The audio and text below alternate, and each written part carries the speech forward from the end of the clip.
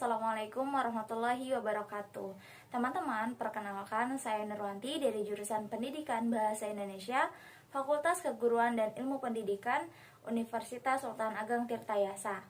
Nah, teman-teman, pada pertemuan kali ini saya akan mencoba membacakan cerita pendek yang berjudul Pos, yang tentunya itu merupakan karya saya sendiri. Cerita pendek yang berjudul Pos, karya Nurwanti. Belasan tahun yang lalu, ada seseorang yang menjadi andalan bagi ibu dan ayahku yang saling cinta. Kata ibuku, Pak Pos dengan motor jingganya selalu dinanti ibu ketika minggu tiba. Pak Pos adalah sang pembawa berita, sang penerus kabar yang tak pernah gagal mengirimkan kerinduan ayah pada pangkuan ibu. "Permisi, surat untuk Nyonya Hapsari," kata Pak Pos sambil memberikan sepucuk surat biru pemberian ayahku. "Kelihatannya hari ini banyak sekali surat yang ingin diantar ya, Pak," kata ibu sambil menerima surat itu. "Ya begitulah," jawab Pak Pos dan lekas senyum langsung pergi meninggalkan ibu. Ya, begitulah tugasnya. Sehari-hari, Pak Pos mengantarkan segepok surat dan sejumlah paket. Wilayah antarnya meliputi kampung ibu dan ayahku, Kampung Lamping, Jawa Barat. Di atas sepeda motornya, Pak Pos melaju menapaki jalan Kampung Lamping dengan lincah karena hafalnya ia dengan jarak, baik jarak dekat maupun jauh, baik jarak besar ataupun jalan setapaknya. Baginya, surat-surat dan setiap paket yang dibawa dalam kantong yang menggantung di dalam motornya adalah amanah, amanah dari sang pemberi kepada sang pemilik. Kata ibu, Pak Pos menghabiskan waktu 5 jam untuk mengantarkan surat-surat ataupun paket itu dalam setiap harinya. Ibu lanjut menceritakan bahwa Pak Pos tidak mengharapkan imbalan, cukup senyuman atau tanda terima kasih dari para penerima, dan itu bisa membuat Pak Pos merasa bahagia.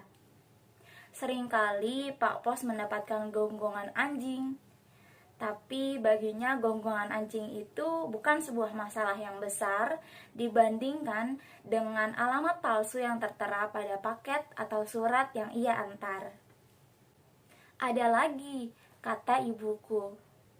"Pak Pos tidak terlalu sedih mendapatkan alamat palsu dibanding dengan hanya mendapatkan tangan dengan tubuh di balik pintu yang enggan melihat Pak Pos atau bahkan menjawab sapa dan bahkan tidak memberikan ucapan terima kasih." Ibuku masih lanjut bercerita dengan surat biru yang tetap berada di tangannya. Para pengirim pos bukan hanya mengantarkan surat tentang kisah cinta dan hal yang menyenangkan, tapi beberapa kali waktu para pengirim surat menghantarkan dirinya pada ancaman. "Maksudnya, Bu?" kata Ara yang tidak mengerti.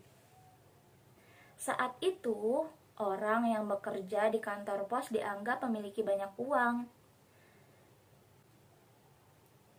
"Serahin uang yang lo punya," begitu dari salah seorang dari 3 kawanan laki-laki di sebuah gang November.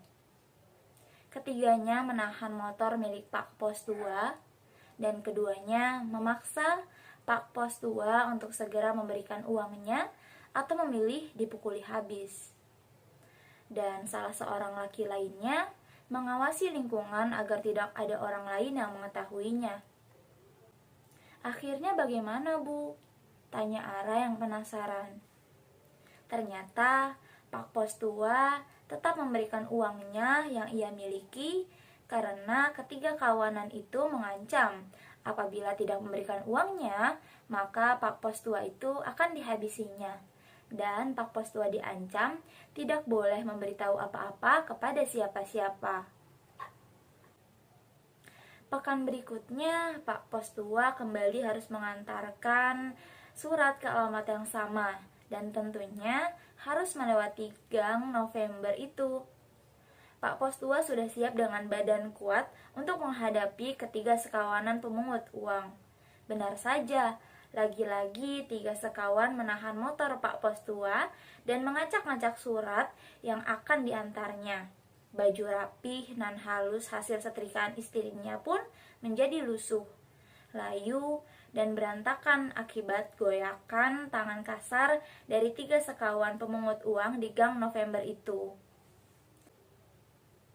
1 bulan selanjutnya, Pak Pos tua mendapatkan alamat yang bertempatan di Gang November itu.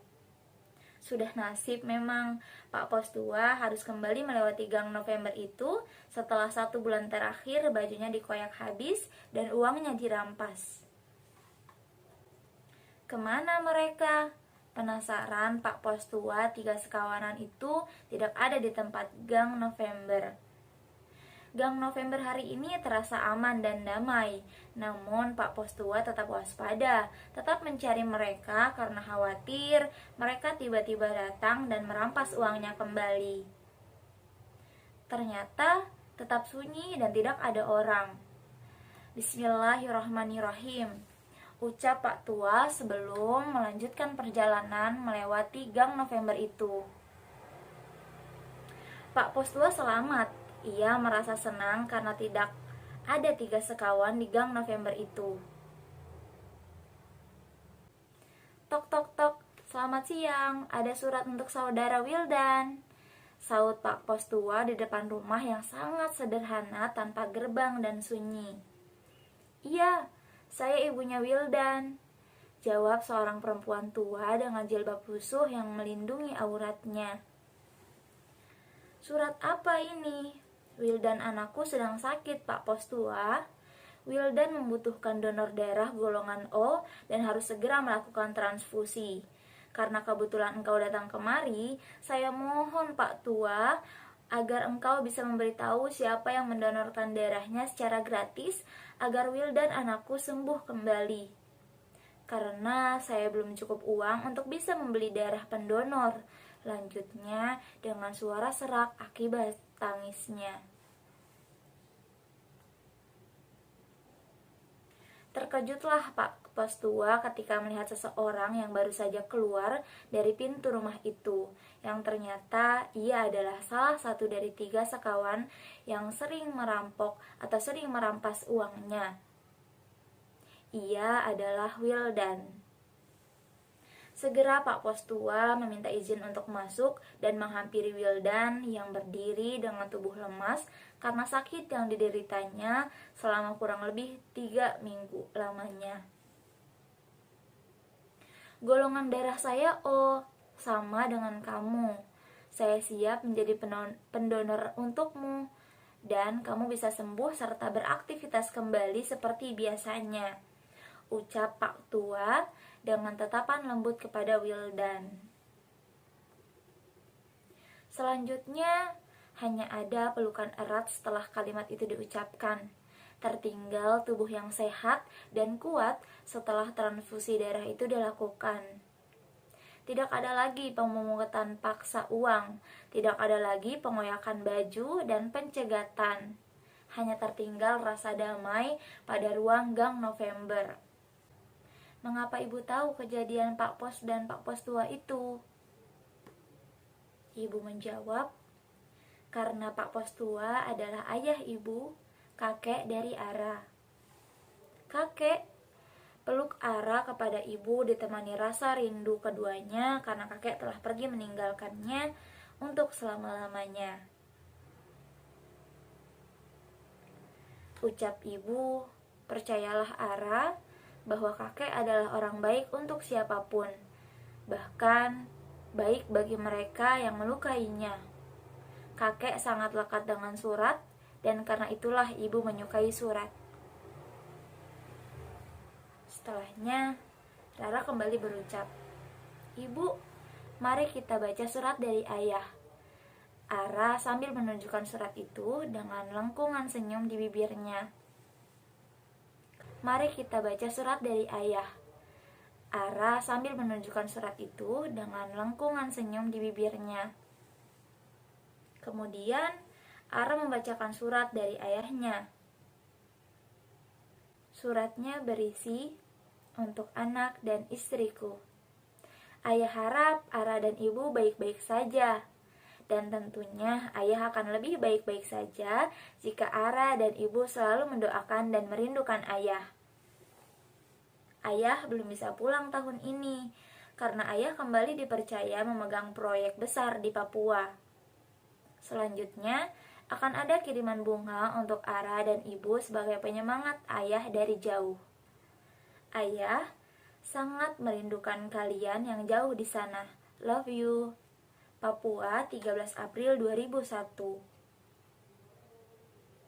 Kini, minat orang-orang menggunakan Pak Pos untuk mengantarkan surat sudah turun. Atau bahkan nantinya jasa Pak Pos akan hilang. Teknologi hadir mengubahnya menjadi digital. Teknologi hadir tidak membuat Pak Pos merasa sedih. Karena mengapa? Karena Pak Pos tetap pada tekadnya. Tetap optimis, mengantarkan surat walau hanya sepucuk di tangannya. Dan ketika beberapa waktu Pak Pos tergantikan oleh mereka yang lebih canggih dan tentunya mudah, di saat itulah coretan hitam di atas putih beserta tanda tangan ibu dan harum parfumnya tidak tercium oleh ayahku. Nah teman-teman, itu dia pembacaan cerita pendek yang berjudul Pos karya Nurwanti. Mohon maaf apabila ada salah kata. Wassalamualaikum warahmatullahi wabarakatuh. Sampai berjumpa di video selanjutnya.